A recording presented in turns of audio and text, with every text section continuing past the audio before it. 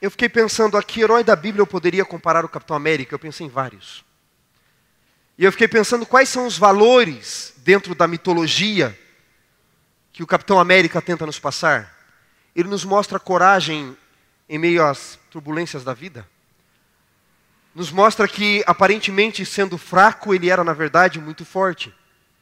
E o Capitão América, quando ele vai se juntar depois, lógico, ele batalha contra a Hydra, contra o nazismo, ele fica por cerca de 20 e tantos anos congelado, depois ressuscitam ele se une aos Vingadores, e numa batalha final, ele é um dos poucos heróis da história que consegue tomar o martelo de Thor, e segundo a mitologia, quem ergue o martelo de Thor, abençoado por Odin, levaria todos os poderes de Thor consigo. Ou seja, ele fica mais forte ainda.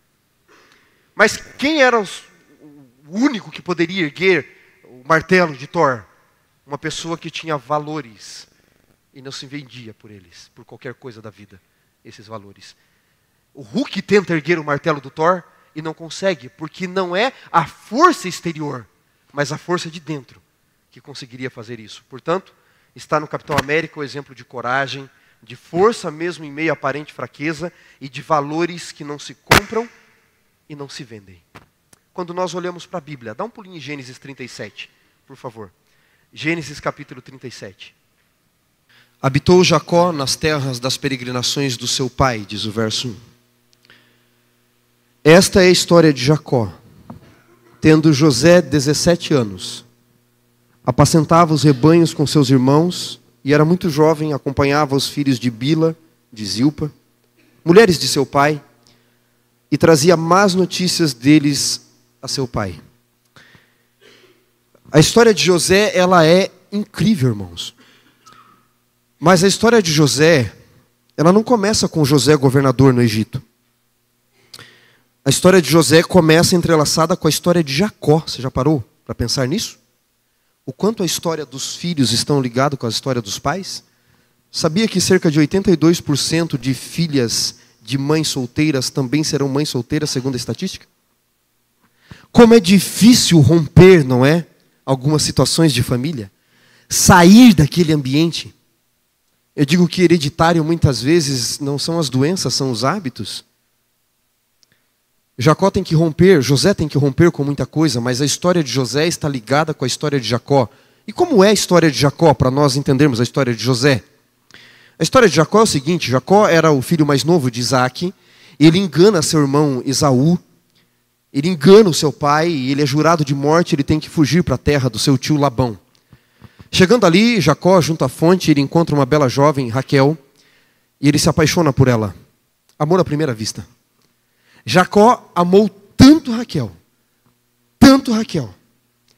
que os anos jamais conseguiram apagar as impressões do amor de Jacó por Raquel, só aumentavam. E naquela época tinha que pagar o dote para casar. Jacó não tinha dinheiro. E ele faz um acordo com Labão de trabalhar 7 anos por Raquel. Já pensou você aí, moça solteira? O rapaz falava assim: eu vou trabalhar 7 anos só por você. E vou te dar todo o dinheiro do meu salário desse final de 7 anos. O que você acha? Estamos precisando de Jacós por aí ou não? Hã? No final dos 7 anos, Labão, enganador, Jacó enganou e foi enganado. Colocou muito vinho lá para Jacó beber, muito véu sobre a noiva e entregou a filha mais velha. Quando Jacó acorda depois da lua de mel, ele olha para o lado, ele tem um susto. É Lia que está ali. E eu imagino Jacó pegando Lia pela mão, arrastando, dizendo: não vou, vai sim. E quando ele chega na porta da casa de Labão, está escrito assim: não aceitamos devolução. E agora? Aí Labão diz: não, é que aqui o costume é casar mais velha, mas vou te ajudar. Trabalha mais 7 anos. E você casa com a mais nova. 14 anos. Mas Jacó não tinha dinheiro nenhum. Aí ele trabalha mais 7 para ter condições de sustentar a sua família. E 21 anos ele trabalhou e lutou por Raquel. Embora ele tivesse, pela cultura da época, algumas concubinas, Bila e Zilpa e mais Lia, Jacó amava de verdade mesmo quem? Raquel. E do relacionamento com Raquel, ela teve muita dificuldade para ter filhos, nasceu José. Quando o Zezinho nasceu, Jacó se apaixonou por ele à primeira vista. Ele olhou e ele disse assim: graças a Deus é a cara da mãe. Como muitos pais aqui agradecem a Deus, né? O Zezinho havia puxado toda a beleza de Jacó. Toda, não deixara nada para Jacó, porque ele era a cara de Raquel. Jacó amava José mais do que todos os outros filhos e deixava isso explícito. Um erro tremendo. E começou a mimar José cada vez mais. Na cultura deles da época, os senhores tinham que usar capas coloridas. Um dia Jacó fez uma capa colorida. E adivinha para quem ele entregou essa capa? Para José. Significava que nem Rúben, nem Judá, nem Levi, nem Simeão seriam os líderes. José iria reinar sobre eles. Para piorar a situação, a Bíblia diz que o Zezinho fazia o quê? Ele era fofoqueiro. Quem tem irmão mais novo aqui? Irmão mais novo não é de Deus. Não é. Quem é irmão mais novo aqui? Quem é irmão mais... Só a graça de Deus para salvar vocês. Que olha, irmão mais novo é chato, é mimado, é fofoqueiro. E o Zezinho era tudo isso. Eu tenho irmãos fofoqueiros, quer dizer, são ainda de vez em quando. Não está gravando não, né? Irmãos, eu amo vocês, viu? Não me vendam para o Egito, por favor. Um dia eu taquei fogo no meu irmão. Minha mãe trabalhava à noite e minha irmã foi contar depois outro dia para ela. Irmãos fofoqueiros. No caso aqui, quem era o dedo duro? Zezinho toda hora chegava assim: pai, sabe o que o Rubinho fez? Pai, sabe o que o Judazinho fez? Se você fosse irmão de José, você gostaria dele? Um dia se reuniram e falaram assim: esse Zezinho é fofoqueiro, esse Zezinho é mimado, e vai ficar com tudo. Toda a fortuna do nosso pai praticamente será dele. O primogênito herdava mais de 70% da fortuna. Os outros teriam que dividir 20%, 30% em 11%. E o Zezinho começou a ter sonhos. O Zezinho não era todo certo, mas ele tinha sonhos. E quando a gente tem sonhos, altos sonhos, os nossos sonhos incomodam os medíocres. E o Zezinho começou a dizer: olha, eu sonhei com os feixes de vocês que se inclinavam perante o meu feixe de trigo. Depois ele teve um outro sonho, e esse aqui vale a pena ler. Volte ao texto bíblico. Capítulo 37, versículo 10, ele fala versículo 8 em diante, começa a narrar o sonho. Então disseram seus irmãos: reinará sobre nós? E olha o que ele diz no verso 9. Teve outro sonho. E contou aos seus irmãos, dizendo: eu sonhei que o sol, a lua e 11 estrelas se inclinaram perante mim. E contando ao seu pai, Jacó era um profeta, ele interpreta o sonho. E como Jacó interpreta o sonho? Acaso viremos eu, tua mãe e teus irmãos nos inclinar perante ti, José? Deus deu esse sonho para José, de que seu pai, sua mãe e seus irmãos se inclinassem perante ele ou não? O sonho era de Deus ou era de José? De quem era esse sonho, portanto? De que toda a sua família se inclinasse perante ele. De Deus ou de José? Hã? De Deus ou de José? De Deus ou de José? Mais uma chance. De Deus ou de José? Quem deu o sonho? Então era de Deus ou de José? De Deus. Era ou não era? O sonho era de Deus ou não era? Era. Era ou não era? Não sei, vocês estão confusos? Vamos ver. Depois desse sonho, das fofocas, das intrigas, os irmãos de José decidiram acabar com ele. A ideia era matar José, mas Rúben interviu. E quando Rúben se ausentou, venderam José para uma tribo que ia para o Egito. Ellen White, no livro Patriarcas e Profetas, narra um pouquinho essa cena. Leia, se você puder, essa autora americana. Ela diz que José implorava para os irmãos. Ele olhava para eles e dizia: tem misericórdia de mim. Eu sei que eu errei. Eu sei que eu não sou a melhor pessoa do mundo. Mas você não precisa fazer isso comigo. Me dá uma chance de mudar. Me dá uma chance de melhorar. Uma chance de tentar de novo.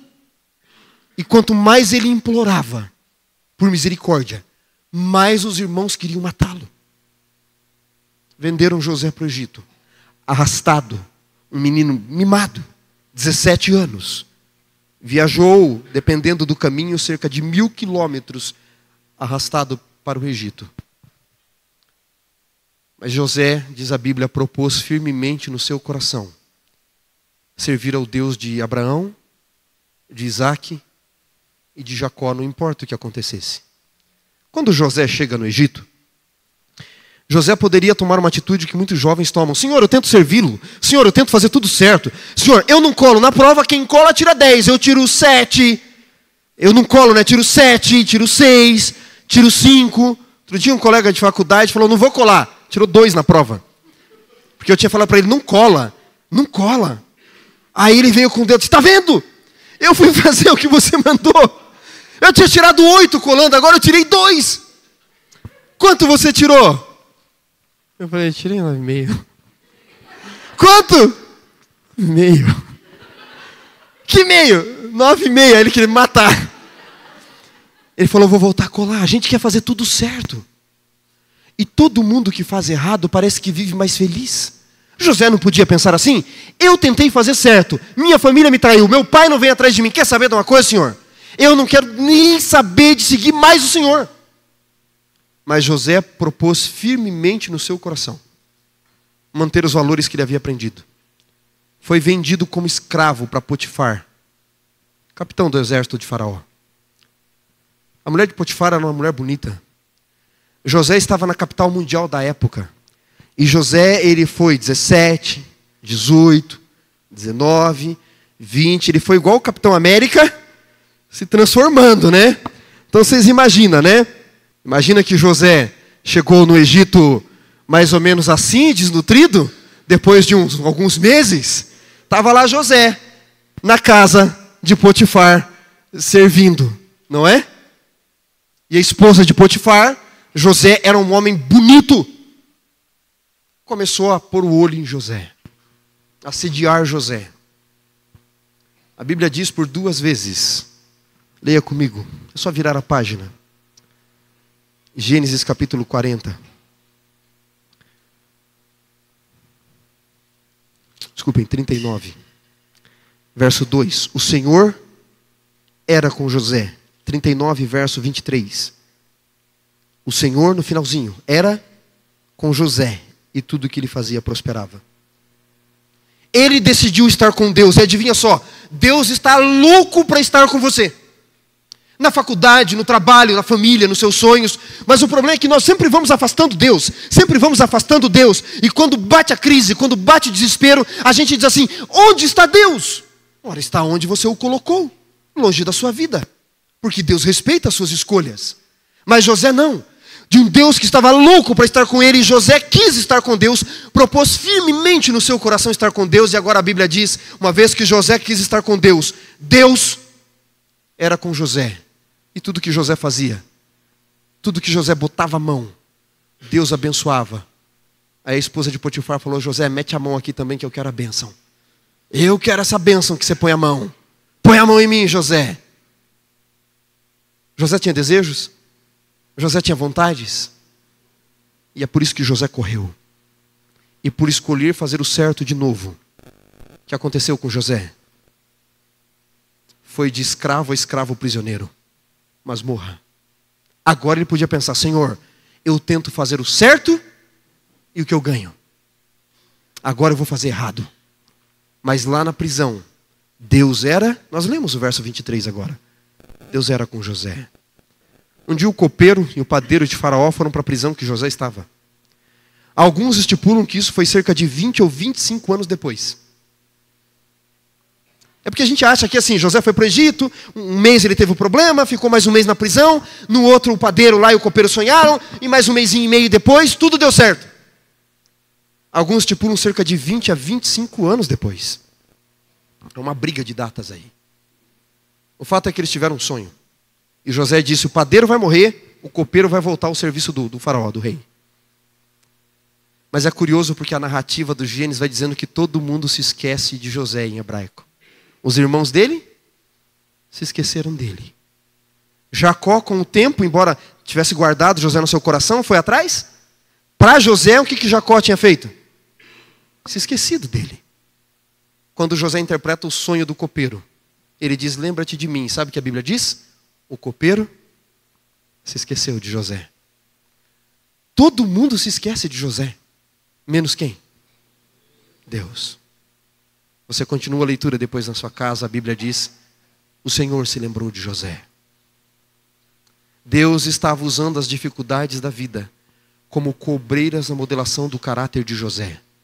Eu estou falando para alguém aqui que quer atingir grandes sonhos e tudo deu errado. Tentou fazer o certo e só quebrou a cara. As dificuldades da vida nos preparam para o sucesso. Os grandes homens da Bíblia, preste atenção. Os grandes homens da Bíblia não tombaram no momento de dificuldade. Eles caíram no momento do sucesso. Foi assim com Davi. Foi assim com Saul. Foi assim com Gideão, com 300. Ele venceu 120.000 homens. E depois armou uma estola sacerdotal que desviou Israel. Deus nos prepara ao longo do percurso para quando nós chegarmos ao topo. Sabe por quê? Mais difícil do que chegar no topo é se manter lá. O sucesso traz grandes dificuldades. E traz amigos do poder, amigos do dinheiro, amigos do sucesso. E faz nos achar que a gente é alguma coisa, quando a gente é só pó. E tudo vem de Deus. Deus estava preparando José. Edmund Hillary. Já ouviram falar deste homem? Quem foi Edmund Hillary? Foi o primeiro homem a escalar o monte mais alto do mundo, o Everest. O que poucas pessoas sabem é que Sir Edmund Hillary fracassou nas primeiras tentativas. Quando ele estava numa das suas tentativas, próximo a alguns quilômetros do topo, uma nevasca teve que fazê-lo desistir. Ou era a vida, ou desistia. E ele desistiu. Uma faculdade na Inglaterra, como ele era muito conhecido lá, assim que ele havia fracassado, chamou para dar um curso lá, uma palestra, uma aula magna. E para homenageá-lo, colocaram um painel com o Monte Everest. Quando ele entrou, ele se sentiu humilhado, diz a história. Porque ele havia perdido. Então ele, entrando ali, de frente ao painel, de costas para a plateia, ele olhou para o Monte Everest e disse: você já me venceu uma vez, mas eu vou vencer você. Porque você já cresceu tudo o que podia crescer. Mas eu ainda estou crescendo. Deus estava fazendo José crescer. Tem gente que tenta passar no vestibular de medicina, 1, 2, desiste. Cada vez que eu falho, eu entendo que eu estou mais perto de fazer a coisa certa. Cada vez que eu não consigo, eu estou mais perto de conseguir. Não desista. Por anos e anos, Deus preparou José. Quando o faraó tem um sonho das vacas magras, das vacas gordas, das espigas magras, das espigas gordas, o copeiro se lembra. Olha, tem um homem lá na prisão que um dia interpretou um sonho, fazia 2 anos. 2 anos que o copeiro tinha passado pela prisão. Acho que nem José tinha mais esperança. Mas José continuou lá, ajudando, se preparando. Quando chamam José, José diz esta interpretação dos sonhos: 7 anos de fartura, 7 anos de escassez. Mas aí vem algo que não estava no sonho, que é a preparação de José. Eu aconselho o faraó que reserve uma parte em celeiro, que guarde tal parte nos momentos de fartura, que vá reservando, que faça isso, que faça aquilo. Aulas de economia para faraó.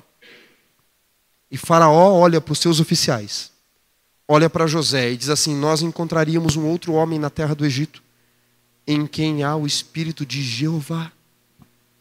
E faraó reconhece, o homem mais poderoso do mundo, reconhece José. E embora ele diga: José, só eu serei maior do que você, quem é que mandava em tudo no Egito? É José. Então faraó, na verdade, dependia de quem? Até faraó tinha que depender de José. Vocês lembram do sonho, o sol, a lua e as estrelas que eu perguntei para vocês? Lembra que eu perguntei para vocês se Deus havia dado aquele sonho de que o pai, a mãe e os irmãos iriam se inclinar diante de José? O sonho se cumpriu ou não? Sim ou não? Não! Nunca se cumpriu.